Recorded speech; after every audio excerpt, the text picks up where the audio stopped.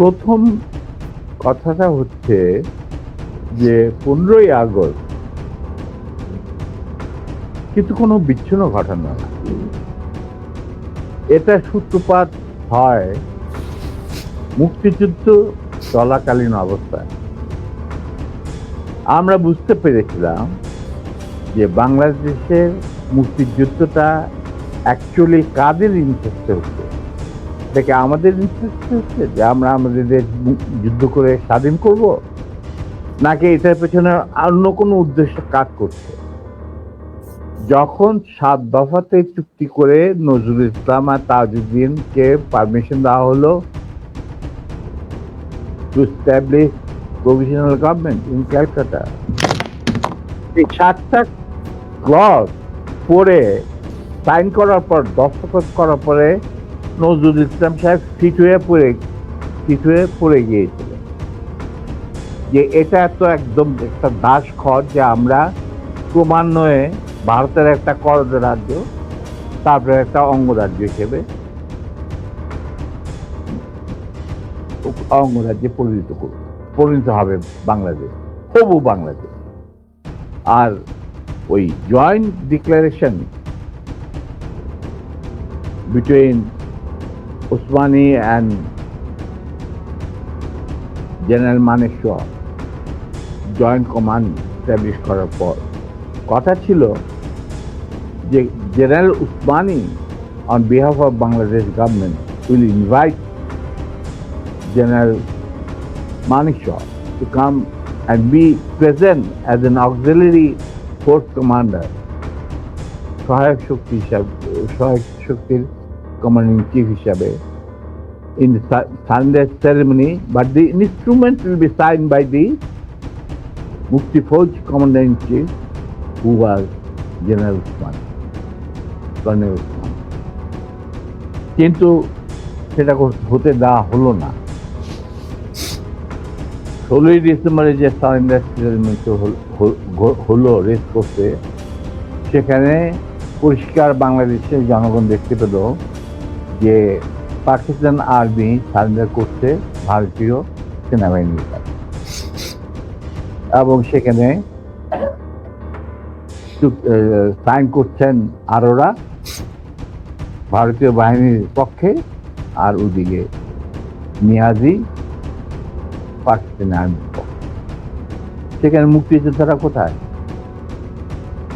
আমরা পরে থাকলাম ধারুদার হিসাবে ইন্ডিয়ান আর্মির রাস্তা পরিষ্কার করে দেওয়ার কাজে, বনে বাজারে।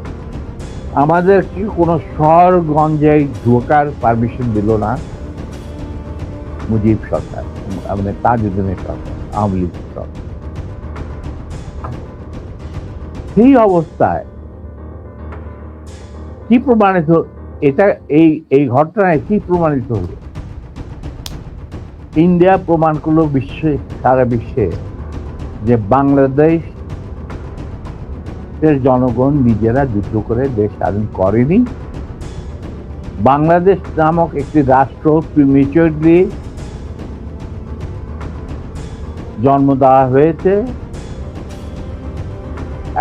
as an outcome of Indo-Pakistan war, যেখানে ইন্ডিয়া জিতেছে। এইটা হলো ইতিহাসের শুরু। তারপর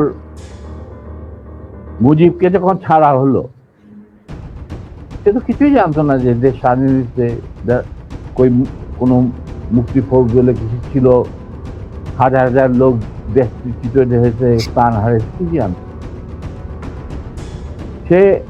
তাকে যখন ছেড়ে দেওয়া হলো, তখন ইন্দিরা গান্ধী তাকে পাকিস্তানে ফোন করে বলল যে, ফোন করলো মুজিব, ফোন করে বলল যে আমি দেশে ফিরে যাচ্ছি। তখন ইন্দিরা গান্ধী বলল, যাওয়ার আগে আপনার সাথে দেখা করে আমি আপনাকে কৃতজ্ঞতা জানতে চাই। তো তখন ইন্দিরা গান্ধী বলল, কৃতজ্ঞতা জানাবেন, আপনি ফোন না করলে আমি আপনাকে ফোন করতাম, আপনাকে ঢাকায় সরকারে আপনি যাবেন না, আপনি নয়াদিল্লি হয়ে যেতাম। মুজিব সেটাই করলেন। তিনি চলে গেলেন নয়াদিল্লি, লন্ডন হয়ে। সেখানে কি হলো, যেই 7 দফা চুক্তিতে সাইন করার পর প্রবাসী সরকার গঠন করেছিল তাজউদ্দিন আর নজরুল ইসলাম, সেই আওয়ামী লীগ বাংলাদেশে ক্ষমতা গ্রহণ করলো সারেন্ডারের পর। ওই 7 দফা ভিত্তিতে, এবং সেই 7 দফাতে মুজিব স্বাক্ষর দেওয়ার পর ফিরে গিয়ে তিনি ক্ষমতা নিজে হাতে নিলেন। তাজউদ্দিনকে বললো, তাজউদ্দিন তুমি প্রাইম মিনিস্টার থাকবে না, আমি হোম প্রাইম মিনিস্টার। তারপর কি হলো, কোনো নির্বাচন নাই, কিছু নাই। ওই 70-এর নির্বাচনের সুবাদে তারা ইন্ডিয়ার 4 স্তম্ভ ডুপ্লিকেট বাংলাদেশে ইম্পোর্ট করে তার উপরে একটা সংগঠন বানানো, হুবহু এক। শুধু তাই না, রবীন্দ্রনাথ ঠাকুর, যাকে নিয়ে আমরা নাচানাচি করি এবং অনেকের মানে ভাসে যায়, আপ্লুত হয়ে যায় আবেগে, এই রবীন্দ্রনাথ ঠাকুর একজন ইন্ডিয়ান নাগরিক এবং ইন্ডিয়ার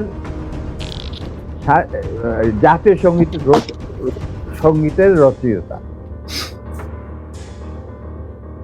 আমাদের দেশে তার চেয়েও প্রতিভাবান কবি কাজী নজরুল থাকা সত্ত্বেও আমরা সেই ভারতীয় নাগরিকের একটা গানকে আমাদের জাতির উপরে চাপে দেওয়া হলো জাতীয় সঙ্গীত। পৃথিবীর ইতিহাসে এমন কোন নজির আর দ্বিতীয়টা আছে বলে আমি মনে করি। কেন কোনো বাংলাদেশে যদি নজরুল ইসলামকে আমরা জাতীয় কবি আখ্যা দিয়ে থাকি, তাহলে নজরুল ইসলামের গান কেন হলো না? বা অন্য কারো গান হতে পারত জাতীয় সঙ্গীত। ভালো ভালো কবি সাহিত্যিক ছিলেন আমাদের দেশে, কিন্তু পৃথিবীর ইতিহাসে কোথাও নাই যে বিদেশি এক নাগরিকে যে নাকি তার দেশের জাতীয় সঙ্গীত রচনা করেছে এবং আমাদের শুদ্ধ স্বাধীন বাংলাদেশে এসে আমাদের জাতীয় সঙ্গীত রচনা করতে হবে। কি ধরনের? That means you have nothing in your hand. তারপর মুজিবকে দিয়ে রক্ষী বাহিনী সৃষ্টি করলো ইন্ডিয়া। তারা বাংলাদেশের সামরিক বাহিনীকে দুর্বল করে একটা নামে মাত্র সামরিক বাহিনী, হাতে লণ্ঠন, করে ঠনঠন, এই ধরনের একটা সেনাবাহিনী রাখবে। আর কারণ একটা সেনাবাহিনী তো রাখতেই হবে, কারণ যে কোনো জাতির মেরুদণ্ড হচ্ছে সেনাবাহিনী। ওই হাতে লণ্ঠন, করে ঠনঠন, আর আসলে তার চেয়ে অনেক শক্তিশালী একটা বাহিনী গঠন করলো ইন্ডিয়া। স্যার, ওই যে 7 দফাটা আমরা তো ইতিহাস পড়ে, আমরা তো আসলে সাক্ষী না, আমরা পড়ে মানুষকে জানানোর চেষ্টা করেছি। আপনার স্মরণ আছে 7 দফাটার কথা কি কি ছিল? ওই দফায় যদি কয়েকটা গুরুত্বপূর্ণ জায়গা যদি মনে রাখেন। দেখো ভাই, আমি তো অ্যাকচুয়ালি 7 দফা একদম টোটো এগুলো আমার বইতে লেখা। এটা কেন জিজ্ঞেস করলাম স্যার, কারণ হচ্ছে মানে আপনি তো করতে পারবেন না স্যার, সেনাবাহিনী তো 7 দফা মানলে করতে পারবেন না স্যার। আমার পক্ষে হয়তো এখন রিকালেক্ট করা অফেন ডিফিকাল্ট, কারণ আমার মাথায় অনেক কিছু খেলা করে। দু একটা জিনিস, যেমন ধরো মুজিব এবং তার সরকারকে প্রোটেকশন দেওয়ার জন্য ইন্ডিয়ান আর্মি অবস্থান করবে বাংলাদেশ।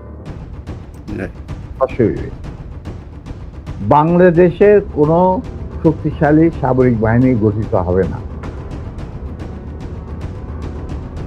বাংলাদেশের কোনো স্বাধীন বৈদেশিক নীতি থাকবে না।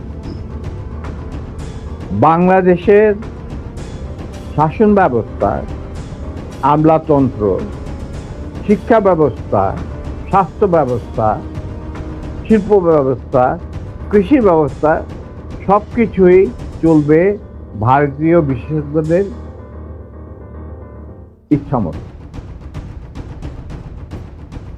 তারা